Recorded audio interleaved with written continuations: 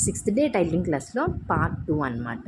తను ఇందాక క్లాత్లో కట్ చేసింది కదా, ఇప్పుడు వచ్చేసి పేపర్ మీద కట్ చేయమని చెప్పాను.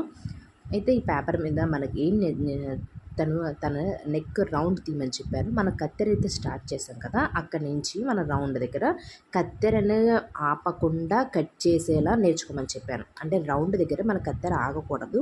ఇది కంపల్సరీ, మీరు కొత్తగా నేర్చుకున్న కంపల్సరీ నేర్చుకోవాలి. మన మన రౌండ్ ఎక్కడైతే స్టార్ట్ చేసామో అక్కడి నుంచి ఆ రౌండ్ అయిపోయే వరకు కత్తెరని ఆపకుండా కట్ చేసుకునే విధంగా కత్తెరని పట్టుకుంటే బాగుంటుందన్నమాట. తనకి చూసారా, కొంచెం కత్తెర పట్టుకోవడం రాక కొంచెం ఇలా వచ్చేసింది.